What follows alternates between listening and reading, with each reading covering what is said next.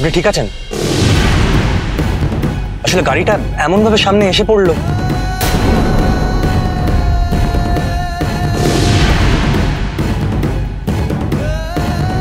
Miss Gauri, আপনি কি করছেন? আসছি স্যার, আমি আসছি। আপনি কোথায় যাচ্ছেন মিস গৌরী? স্যার অনেক ধন্যবাদ আমাকে এত দূর ছেড়ে দেওয়ার জন্য। আমি এখান থেকে হেঁটে হেঁটে চলে যেতে পারবো। শুভরাত্রি। মিস গৌরী, আমি জানি না আমার গাড়িতে বসলে কেন এরকম হয়। খালি মনে হয় একটা দুর্ঘটনা হবে, খালি মনে হয় একটা গাড়ি এসে ধাক্কা দিয়ে চলে যাবে।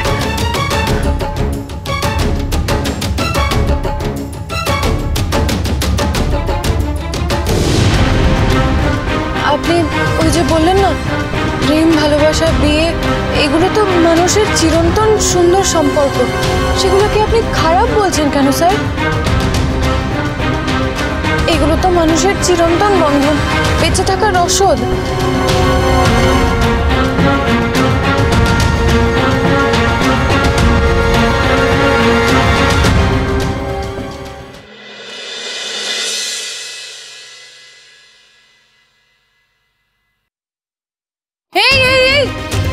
দাঁড়ান দাঁড়ান, আপনি কে?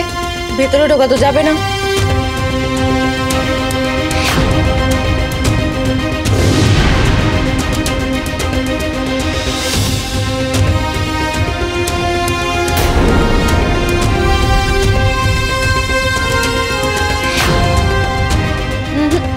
আজকে তো কোনো মহিলার নাম স্যারের সাক্ষাৎ প্রার্থীর তালিকায় নেই।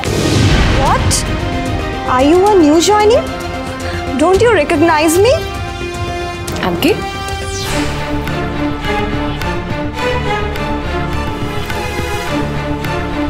ও নতুন জয়েন করেছে, তার উপরে ইংলিশটা জাস্ট বোঝে না। আপনি আমাকে বলুন। আরে ম্যাডাম, আপনি ভেতরে গিয়ে বসুন, স্যার এক্ষুনি চলে আসবেন। কিন্তু আপনি যান ম্যাডাম।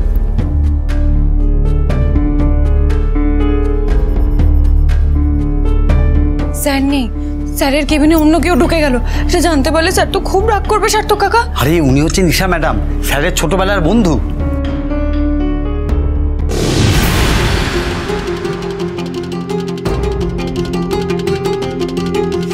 ওকে, হ্যাঁ ঠিক আছে, কোনো অসুবিধা নেই। আনন্দ তো আছেই, he is a great lawyer.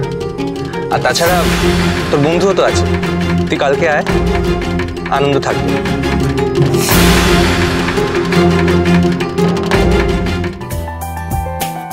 Good morning sir. সুপ্রভাত স্যার।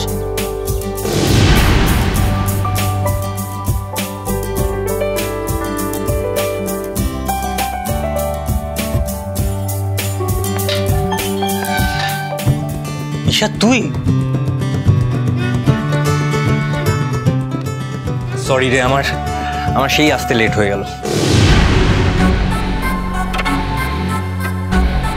আজ মিস গৌরীর কপালে দুঃখ নাচছে। স্যারের ছোটবেলার বন্ধুকে দরজায় আটকে দেওয়া তো। আরে সরি, তো আমি দুম করে অ্যাপয়েন্টমেন্ট না নিয়ে চলে এসেছি। ধুর বাবা, তুই আমার ছোটবেলার বন্ধু, তুই আবার কেন অ্যাপয়েন্টমেন্ট নিবি? আয় বস, আয়।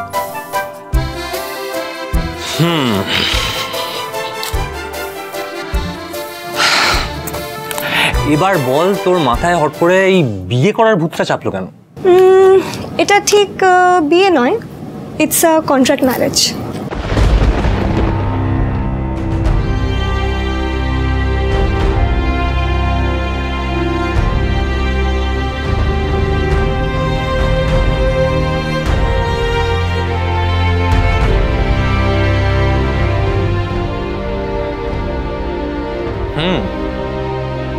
ইন্টারেস্টিং।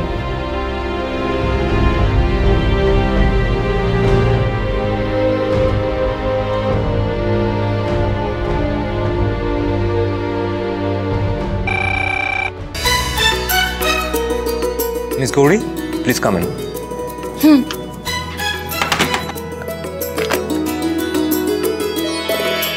এই কন্ট্রাক্ট ম্যারেজটা তো দারুণ আইডিয়া। হ্যাঁ, সেই জন্যই তো করছি।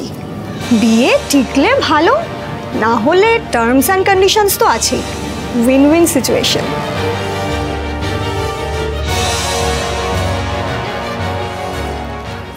আসবো স্যার।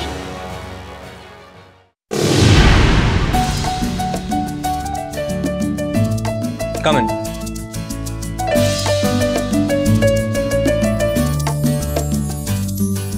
আচ্ছা, আলাপ করিয়ে দিই। ইনি আমার পিএ মিস গৌরী, আর ও হলো আমার ছোটবেলার বন্ধু ঈশা। আচ্ছা মিস গৌরী, ঈশার জন্য একটা কন্ট্রাক্ট ম্যারেজের ড্রাফট রেডি করতে হবে। আপনি পয়েন্টসগুলো লিখে নিন, আনন্দ এলে ওটা দিতে হবে। বলছিলাম স্যার, কন্ট্রাক্ট ম্যারেজটা কি স্যার? হাউ ইলিটারেট, মেয়েটা এটাও বুঝলো না। দেখুন, কন্ট্রাক্ট ম্যারেজ মানে ছেলে আর মেয়ে দুজনেই 1-2 বছরের জন্য একটা ম্যারিটাল রিলেশনশিপে যাবে। বিয়েটা হবে কন্ট্রাকচুয়াল বেসিসে, দুজনেরই টার্মস অ্যান্ড কন্ডিশনস থাকবে, দুজনে পড়ে সেটা সাইন করবে, ব্যাস, দ্যাটস ইট, সিম্পল। স্যার, 1-2 বছরের জন্য বিয়ে? আর সেই 1-2 বছর শেষ হয়ে গেলে তারপর কি হবে স্যার? তারপর আবার কি? তারপর যে যার নিজের মতন লাইফ কাটাবে, আলাদা হয়ে যাবে। ঈশা, তোদের টার্মস অ্যান্ড কন্ডিশনসে কিছু পয়েন্টস অ্যাড করতে হবে। যেরকম বিয়েটা হয়ে গেলেও তোরা নিজেদের মতন আলাদা করে লাইফ লিড করবি, কেউ কারোর বিষয় নাক গলাবি। এ আবার কেমন বিয়ে? স্যার, বিয়ে আর কন্ট্রাক্ট এই দুটো শব্দ পাশাপাশি কি করে বসতে পারে স্যার? না, বিয়ে মানে তো সারা জীবনের বন্ধন, একটা পবিত্র সম্পর্ক। সেটা চুক্তিতে কি করে বাঁধা যায় স্যার? মিস গৌরী, সারা জীবন যাতে ঝামেলা না পোহাতে হয়, তাই জন্যই কন্ট্রাক্ট ম্যারেজ। এরকম করেও যে বিয়ে হয় আমি তো জানতামই না স্যার। খুব কম লোকই এটা করে, বাট আমি এটা করব। আচ্ছা ম্যাডাম, আপনারা তো একে অপরকে ভালোবেসেই বিয়ের সিদ্ধান্তটা নিয়েছেন, বলুন। Yes, so what? তাহলে ভালোবেসেই যখন বিয়ে করছেন, একটা নির্দিষ্ট সময়ের জন্য কেন বিয়ে করছেন?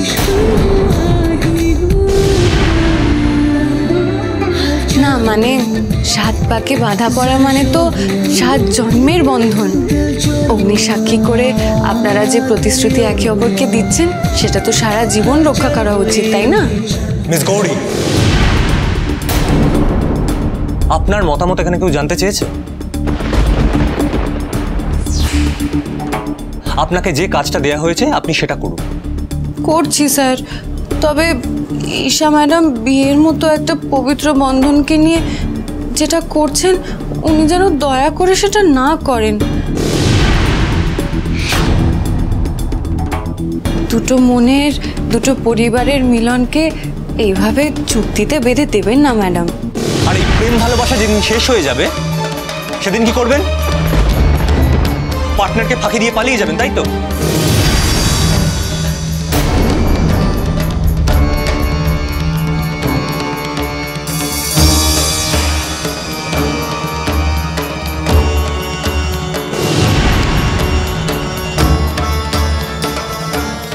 কি হলো কেসটা?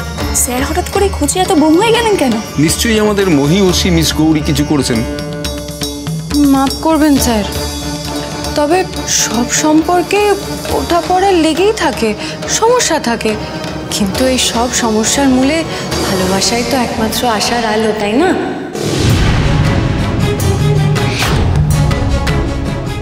আমার মনে হয় বিপদের সময় একে অপরকে ছেড়ে চলে যাওয়া উচিত নয়। জীবনের সব ঝড়ঝাপটা একসাথে সামলানোর জন্যই তো মানুষ বিয়ে করে। মিস গৌরী, আপনাকে যতটুকু করতে বলা হয়েছে আপনি ঠিক ততটুকু করুন।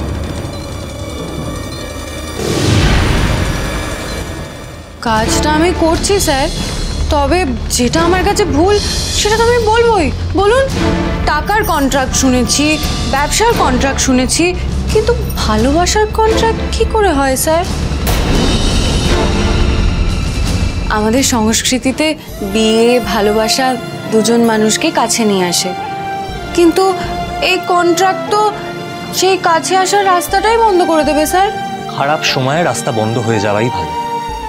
যেটা টিকে থাকে সেটাকেই তো প্রেম বলে, তাই না?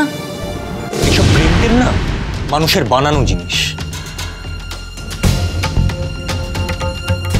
মিস গৌরীর এত সাহস, ও স্যারের মুখে মুখে তর্ক করছে। আজ গেল। সর্বনাশ। স্যার, প্রেম, বিয়ে এই নামগুলো হয়তো মানুষ দিয়েছে, কিন্তু এই অনুভূতিগুলো, এই সম্পর্কের বন্ধনগুলো, এইগুলো তো চিরন্তর। আরে তুমি তো তখন থেকে বন্ধন বন্ধন করে যাচ্ছ, সো বিয়ে একটা পার্টিকুলারলি জায়গায় বাধা পড়ে যাওয়া, তাই না? এক্স্যাক্টলি।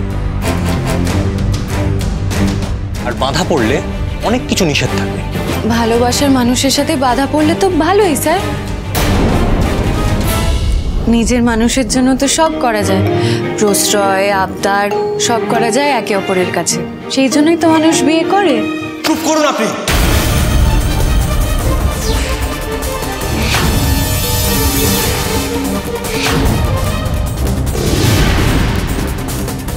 আপনার এই সোকল্ড ভালোবাসা এইসব লোককে ফাঁসায়। লোকে আগে বোকার মতন প্রেম করে, তারপর ফাঁসে, আর তারপর না হয় নিজেদের প্রাণ যায়, না হলে পার্টনারের।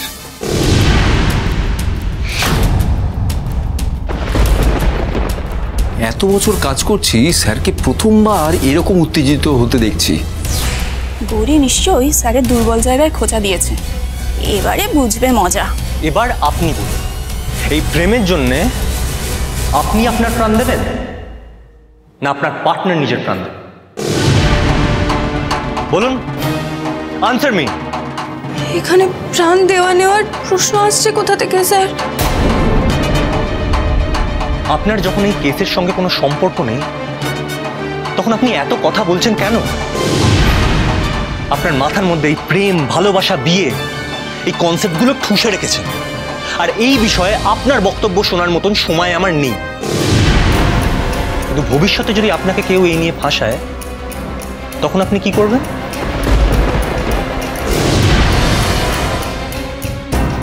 কি হলো বলুন, স্পিক আপ। স্যার, আমার সাথে এরকম হলে আমার নিশ্চয়ই খুব খারাপ লাগবে, কিন্তু এই ভয় তো আমি ভালোবাসার উপর বিশ্বাস হারাতে পারবো না। বিয়ের মতো প্রতিষ্ঠানের ওপর আস্থা হারাতে পারবো না বলুন।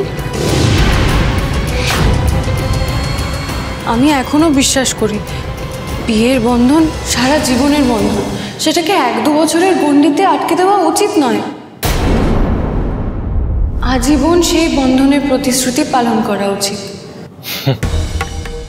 কোথা থেকে শুরু হলো আর আপনি কোথায় সেটাকে নিয়ে চলে এলেন?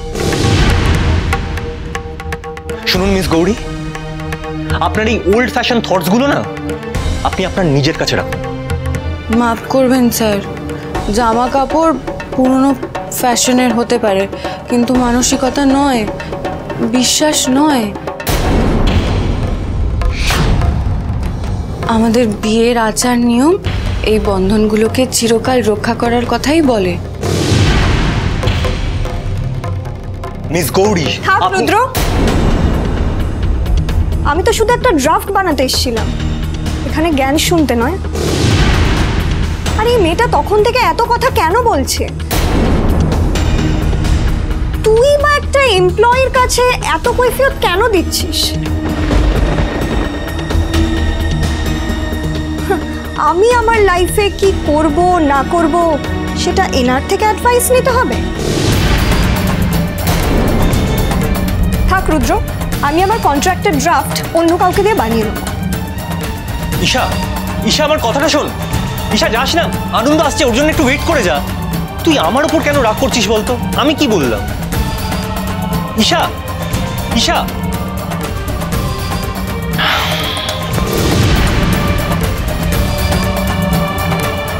স্যার, ও স্যার, ঈশা ম্যাডাম কি রেগে গেলেন নাকি? আমি তো শুধু ওনাকে বিয়ের প্রয়োজনীয়তা বোঝাচ্ছিলাম স্যার। আচ্ছা, আপনার বক্তব্য কেউ শুনতে চেয়েছিল? ঈশা আমার ছোটবেলার বন্ধু, আর আপনি ওকে ওইভাবে রাগিয়ে দিলেন। স্যার, আমার যেটা ঠিক মনে হচ্ছে আমি তো সেটাই বলেছি। এবার অন্তত চুপ করে যান মিস গৌরী। ঈশা শুধুমাত্র আমার বন্ধু নয়, ও আমার ক্লায়েন্টও। আর আপনার এই ফালতু ঝামেলার জন্য আমার ঠিক কতটা লস হলো আপনার কোনো আইডিয়া আছে? স্যার, স্যার আমি সত্যি বুঝতে পারিনি যে আমার উপরে ঈশা ম্যাডাম এত রেগে যাবেন যে অফিস থেকেই চলে যাবে। ব্যাস, অনেক হয়েছে। আপনি একটার পর একটা এইভাবে মিস্টেক করে যাবেন আর আমি কিছু বলবো না, সেটা আর হবে না মিস গৌরী।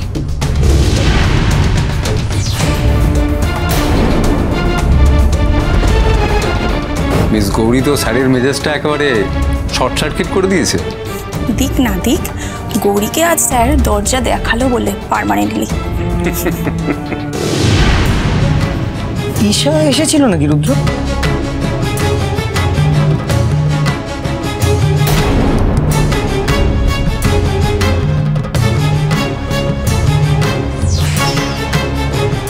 বাইরে দেখলাম গাড়িতে উঠছিল, আমি ডাকলাম সাড়াও দিল না, রেগে আছে মনে হলো। কিছু হয়েছে নাকি? খুব ভালো হয়েছে তুই এসেছিস। তুই তো সবসময় মিস গৌরীর সাইড নিয়ে কথা বলিস, তাই এই ফাইনাল ডিসিশনটা আমি তোর সামনেই নেব। কি ফাইনাল ডিসিশন? আমি মিস গৌরীকে চাকরি থেকে বের করে দেবো অনন্ত।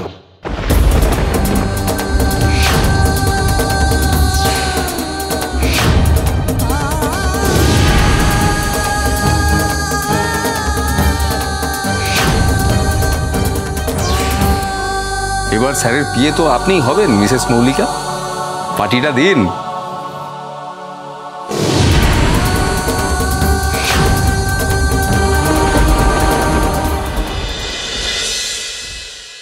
লোকটার তো নোটিশ দিতে আসার কথা, এখন অবধি যে কেন আসছে না কে জানে।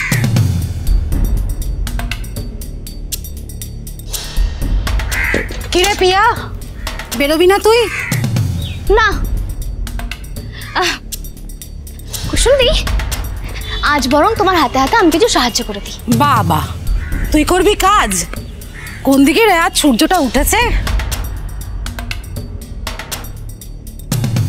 মাধব মুখার্জি। হ্যাঁ হ্যাঁ বল।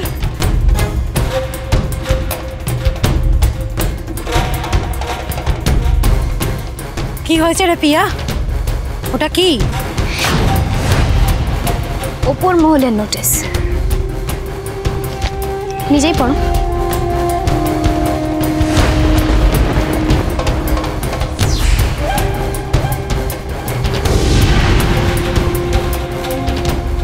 সর্বনাশ। স্যার স্যার আমার উপরে রাগ করে ঈশা ম্যাডাম চলে যাবেন, আমি বুঝতে পারিনি স্যার। স্যার আপনি রাগ করবেন না sir. Sir you are fired miss Gauri.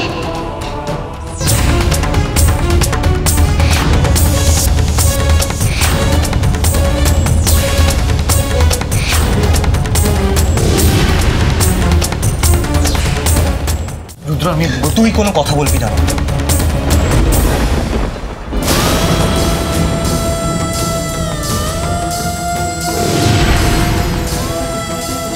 Sir আমায় ক্ষমা করে দিন স্যার, আমার সত্যি ভুল হয়ে গেছে, আমার নিজের মতামত জানানো উচিত হয়নি। আর কোনোদিন আপনি আপনার মতামত এই অফিসে জানানোর সুযোগ পাবেন না মিস গৌরী,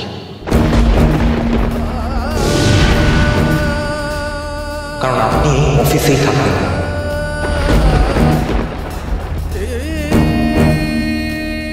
আপনাকে আজ এই মুহূর্ত থেকে আমি এই চাকরি থেকে বের করে দিলাম।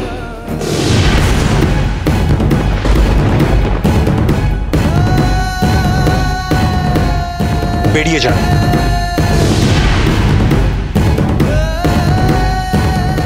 স্যার আমায় ক্ষমা করে দিন স্যার।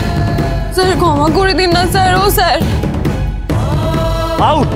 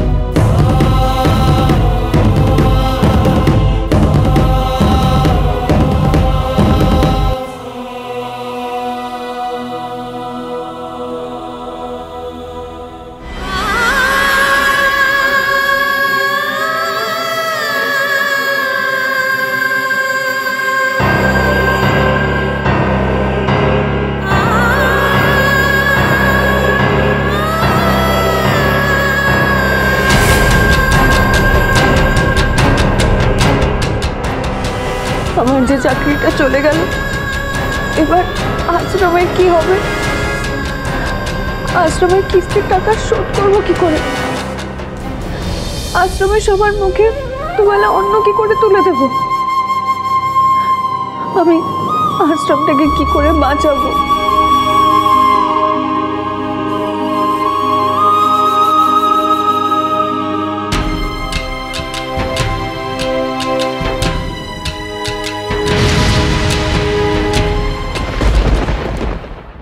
হয় আমাদের দুদিনের মধ্যে 2 লাখ টাকা দিতে হবে, আর না হলে এই আশ্রম খালি করে দিতে হবে।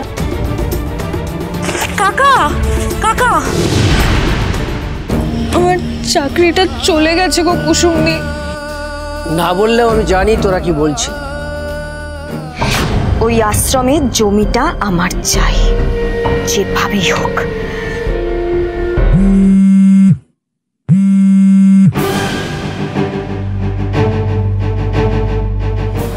কি যে করে রুদ্রটা, ফোনটাও ধরছে না। বাবা, ধর ধর।